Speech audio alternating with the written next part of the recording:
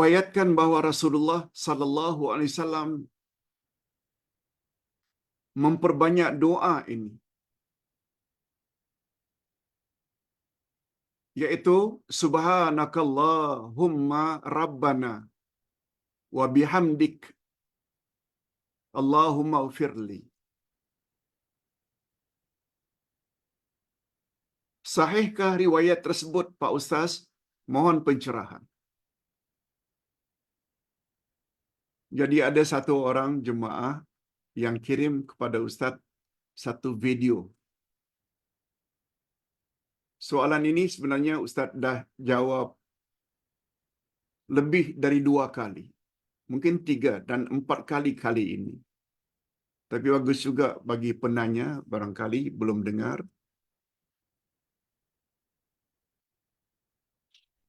Seorang ustaz tersebut mengatakan baginda Rasul sallallahu alaihi wasallam ketika umurnya mencecah 60 tahun. Lansia. 3 tahun kemudian baginda wafat.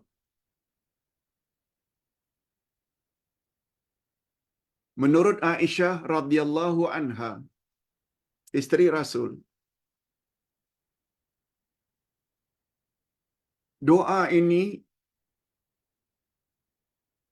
selalu dibaca oleh Rasul bermula 3 tahun sebelum baginda wafat. Betul lah, tahun 60. Ketika 60 tahun. 63 baginda wafat. Ustaz nak ceritakan sedikit. Umar ibn Khattab radhiyallahu anhu pernah membuat musyawarah, meeting. Panggillah veteran-veteran pejuang dalam perang Badar. Perang yang pertama, ketika Umar menjadi khalifah, mereka sudah lanjut usia.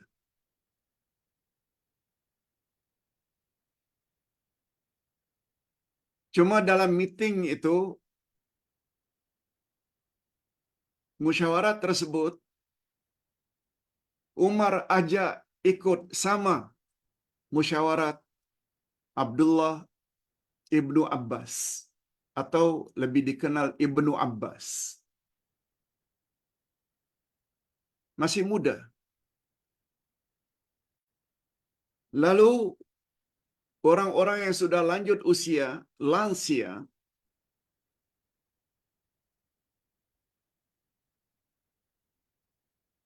mantan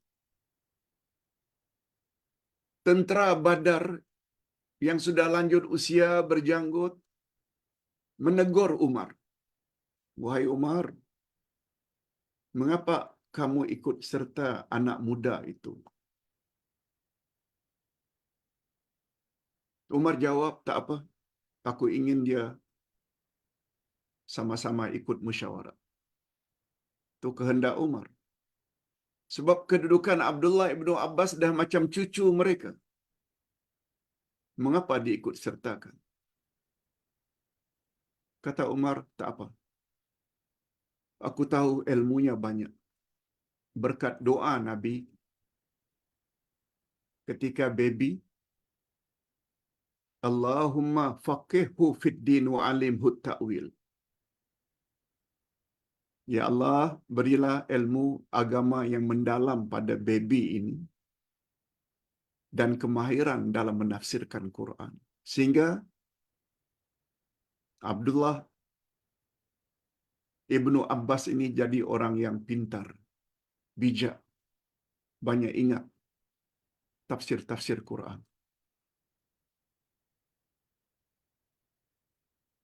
Kita pendekkan cerita, Umar ajukan pertanyaan kepada veteran Perang Badar tentang tafsir surat wal Iza jaa nasrullahi wal fath. Surah An-Nasr. Iza jaa nasrullahi wal fath. Wa ra'aitan nasa yadkhuluna fi dinillahi afwaja. Fasabbih bihamdi rabbika wastaghfir innahu kana tawwaba. Artinya, apabila datang pertolongan Allah dan penaklukan kota Mekah, Fath Mekah, kamu lihat manusia masuk Islam berduyun-duyun. Maknanya Allah sebut 3 nikmat yang Allah telah bagi kepada Nabi Muhammad. Idza jaa nasrullahi wal fath. Apabila telah datang pertolongan Allah, yakni pertolongan dalam perang Badar, wal fath, yang kedua Allah dapat ambil Mekah balik pada tahun 8 Hijriah ketika Nabi berada di Madinah. Itu al-fath. Yang ketiga nikmat manusia berduyun-duyun masuk ke dalam Islam. 3 nikmat. Lalu veteran perang Badar kata, setelah 3 nikmat itu diberi oleh Allah, pertama kemenangan dalam perang Badar, An-Nasr. Yang kedua dapat ambil balik kota Mekah, Fathu Mekah. Yang ketiga nikmat yang diberi oleh Allah, banyaknya umat ketika itu memeluk Islam. Lalu Allah suruh Nabi Muhammad supaya bertasbih. Fasabbih, hendaklah kamu bertasbih. Bihamdi rabbik, dengan memuji Tuhanmu. Wastaghfir, dan banyak-banyaklah istighfar. Innahu kana tawwaba. Sesungguhnya Allah Maha penerima taubat. Semua veteran perang Badar jawab yang sama. Betul? Tafsiran mereka itu semuanya betul. Cuma ketika Umar tanya kepada Abdullah ibnu Abbas yang mahir dalam tafsir, apa pula menurut pendapatmu, hei Abdullah ibnu Abbas? Abdullah ibnu Abbas jawab, semua tafsiran tuan-tuan syekh tadi itu semuanya benar belaka. Cuma ada satu tambahan yang belum lagi disebut. Penurunan surah An-Nasr, Idza jaa nasrullahi wal fath, sebenarnya memberi isyarat bahwa baginda tidak lama lagi akan wafat. An-Na'yu. Sebenarnya itu pemberitahuan dari Allah bahwa Nabi tak lama lagi akan meninggal dunia. Itu yang tak disebut-sebut oleh veteran perang Badar. Tapi diketahui oleh Abdullah ibnu Abbas. Oleh sebab itu, bila kita kaitkan dengan riwayat sahih daripada Aisyah, ya Rasulullah, mengapa akhir-akhir ini Tuhan memperbanyak zikir? Subhanakallahumma, itu tasbih, fasabbih. Bihamdi rabbik, dengan memuji Tuhanmu. Bihamdi rabbik. Wastaghfirhu, yaitu istighfar dan taubat. Allahumma ghfirli.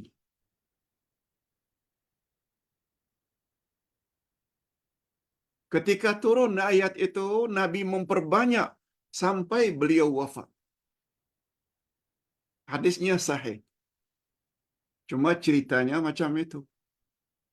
Bila digabungkan antara tafsiran Abdullah ibnu Abbas dan kenyataan Siti Aisyah radhiyallahu anha, kita sebagai lansia yang sudah lanjut usia, sudah umur 60, 65, 70, 80, 90, ada baiknya memperbanyak 3 zikir tadi. Tasbih, subhanakallahumma, tahmid, bihamdi rabbik, Allahumma ghfirli, ya Allah ampunkanlah dosaku, karena itu menepati kata-kata yang ada di dalam surat An-Nasr. Fasabbih, itu tasbih, subhanakallahumma. Bihamdik, bihamdi rabbik, memuji Allah. Wastaghfir, minta ampun pada Allah. Demikian jawaban tentang soalan yang pertama. Soalan yang kedua, Pak Ustaz. Pada salat Jumat baginda Rasul sallallahu alaihi wasallam dikatakan juga membaca zikir yang lain dari biasa. Sebelum beliau merubah cara duduk baginda setelah salam, baginda tidak akan merubah cara duduknya kecuali baginda baca 4 surah. Sebanyak masing-masing 7 kali. Al-Fatihah 7 kali, Al-Ikhlas, Qul huwallahu ahad hingga akhir 7 kali, Al-Falaq 7 kali, An-Nas juga 7 kali.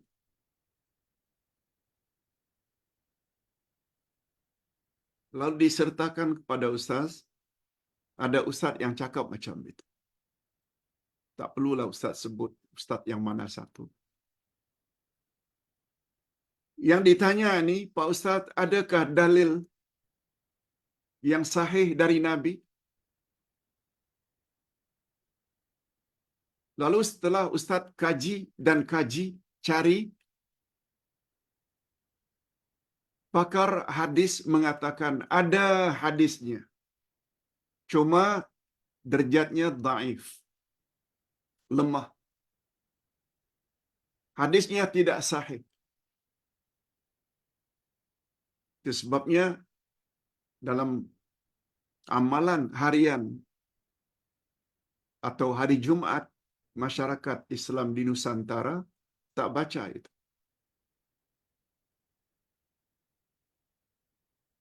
Malah kalau kita lihat berdasarkan surat Al-Jumu'ah,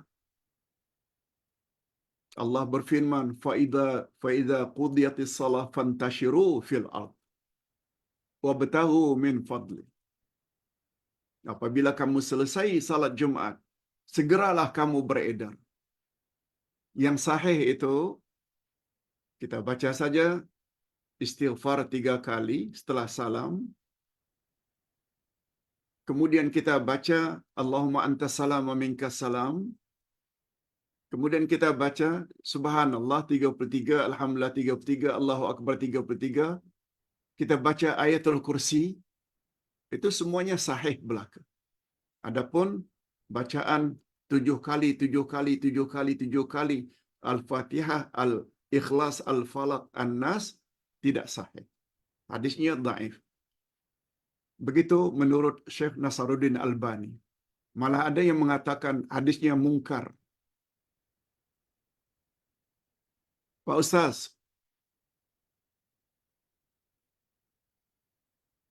mohon pencerahan Pak Ustaz. Jika saya pergi ke Pulau Pinang, naik flight dan balik hari, pergi pagi, balik petang. Bagaimana dengan salat zuhur saya dan asar, begitu juga maghrib dan isya? Boleh tak saya buat jamak dan qasar, atau mesti buat zuhur 4, asar 4, maghrib 3, isya 4? Mohon pencerahan Pak Ustaz.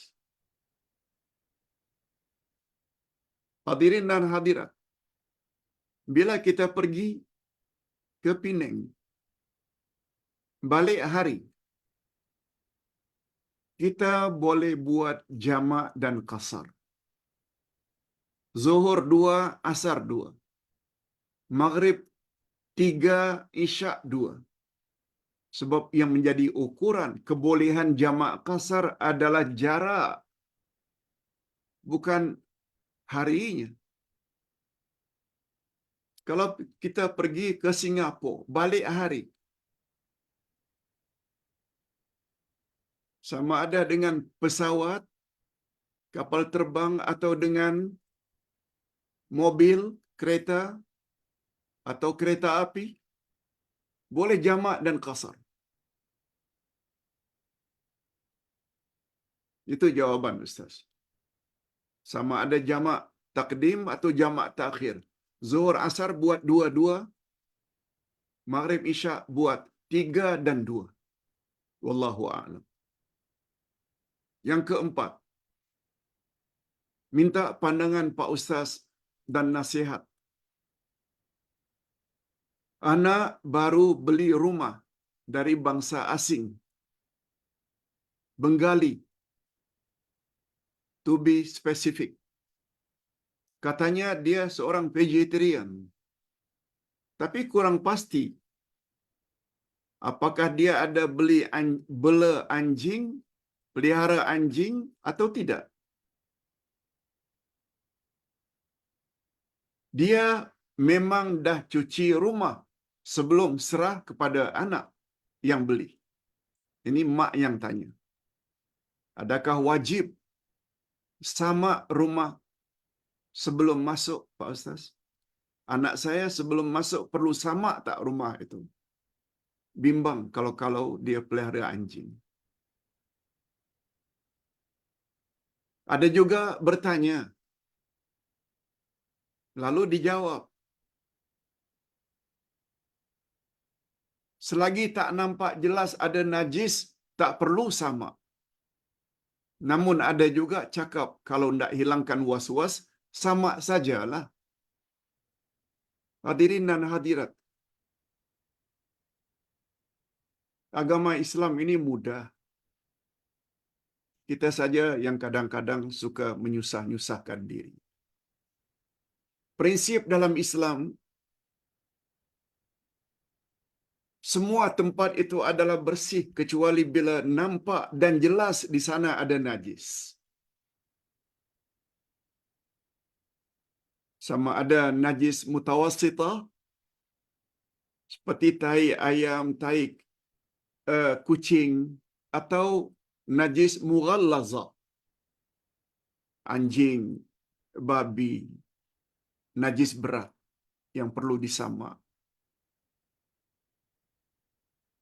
Nah, sekarang kita beli rumah yang kita tidak nampak di situ ada najis. Dan tak pasti lagi orang itu pelihara anjing.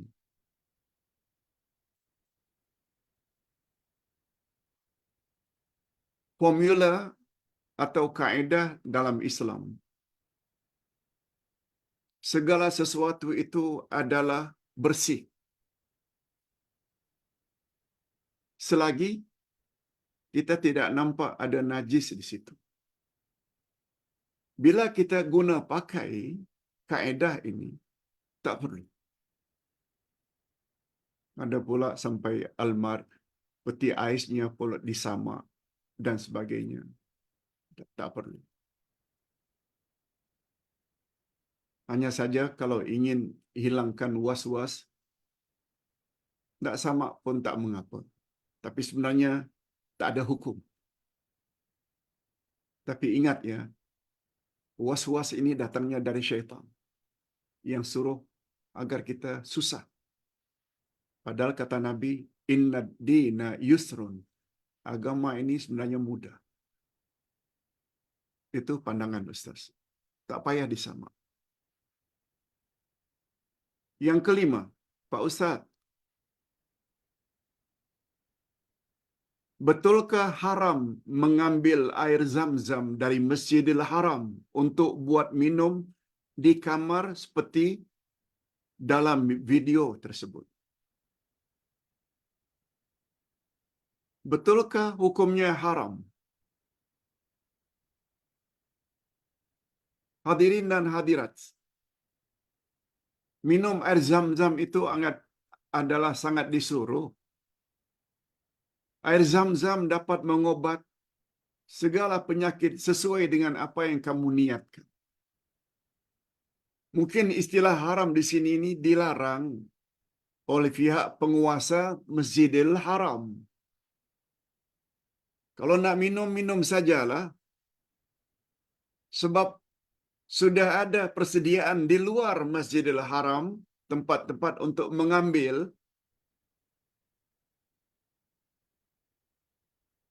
Mungkin maksudnya itu, wallahu a'lam.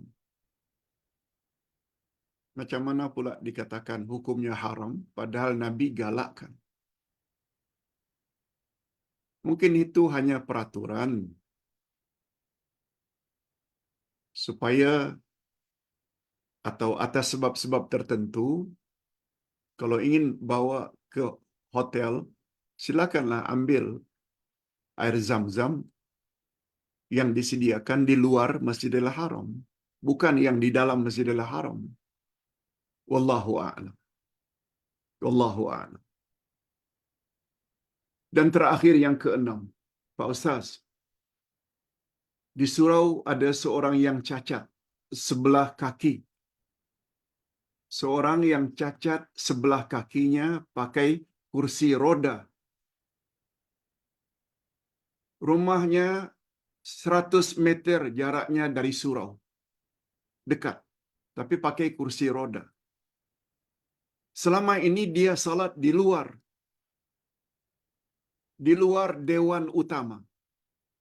Kalau orang salat berjamaah di dewan utama, mungkin ada tangga agaknya susah.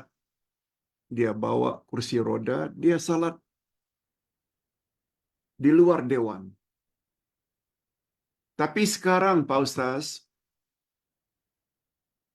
dia dapat masuk dengan kursi rodanya ke dalam dewan. Pertanyaan, apakah kotoran pada taya roda memberi kesan kepada kebersihan masjid?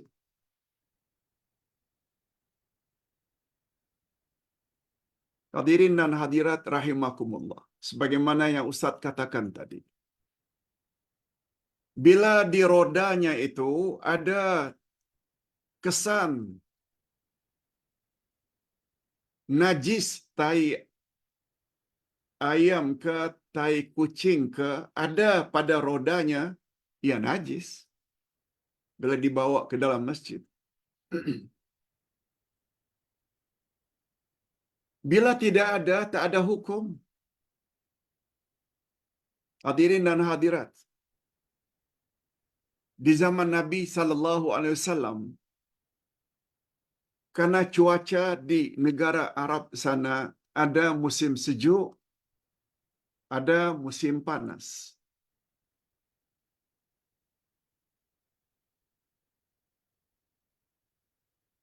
Kadang-kadang mereka salat di luar masjid.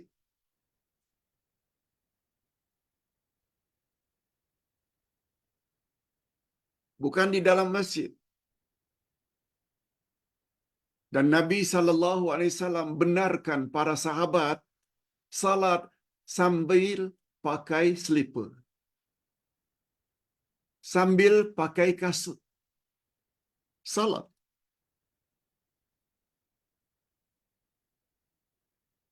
Pada musim sejuk ke atau musim panas ke, Nabi SAW, Ustaz, waktu belajar di Madinah juga mengalami perkara yang sama. Di kompleks atau dalam kampus ada masjid. Kadang-kadang pada musim tertentu, salat berjamaah itu di luar masjid. Dan dalam hadis disebut, salat boleh pakai slipper, pakai kasut. Tak perlu ditanggal. Apakah kita akan berkata, bila kita berjalan kan ada kemungkinan kita terpijak najis. Nah, panduannya dalam Islam. Kalau terpijak najis, tentu sajalah selipar kita najis. Kalau tidak ada nampak najis, hanya tanah saja atau debu saja, tidak dihukumkan najis. Samalah dengan roda atau tayar kursi roda tadi. Wallahu a'lam. Mudah-mudahan ada manfaatnya. Kita akhiri dengan doa. Alhamdulillahirabbil alamin wassalatu wassalamu ala asyrafil anbiya'i wal mursalin wa ala alihi wa sahbihi ajma'in. Rabbana zidna ilman nafi'a wa rizqan thayyiba wa amalan mutaqabbala. Ya Allah, tambahkanlah untuk kami ilmu yang bermanfaat, rezeki yang baik-baik, halal lagi diberkati, serta amal-amal yang diterima. Rabbana ighfir lana dhunubana wa liwalidina warhamhum kama rabbawna shighara. Ya Allah, ampunkanlah dosa kami dan dosa kedua ibu bapa kami masing-masing. Dan cucurilah rahmat-Mu kepada mereka, ya Allah, sebagaimana mereka telah didik kami sejak dari kecil. Rabbana hab lana min azwajina wa dhurriyyatina qurrata a'yun waj'alna lil muttaqina imama. Ya Allah, berilah kami pasangan hidup dan zuriat keturunan yang menyedapkan pandangan mata dan hati kami, dan jadikanlah kami pemimpin bagi orang-orang yang bertakwa. Allahumma anta rabbuna farzuqnal istiqamah. Ya Allah, Engkau adalah Tuhan kami, oleh sebab itu anugerahkanlah kami sifat istiqamah. Ya Allah, ya Tuhan kami, pada pagi ini kami telah belajar nama-Mu Al-Hasib. Banyak pengajaran yang dapat kami ambil berdasarkan makna yang tersirat di dalam nama-Mu Al-Hasib. Oleh sebab itu, ya Allah, berilah kepada kami setelah mengetahui nama-Mu Al-Hasib kesan positif, sehingga kami menjadi orang yang senantiasa mempunyai jiwa yang tenang. Kami akan pelihara ucapan kami, perbuatan kami, dan niat kami. Dan lebih daripada itu, dengan mengetahui nama-Mu Al-Hasib, akan semakin matap sifat tawakal kami kepadamu. Sebab kami yakin tidak ada yang dapat menolong kami kecuali hanya Engkau.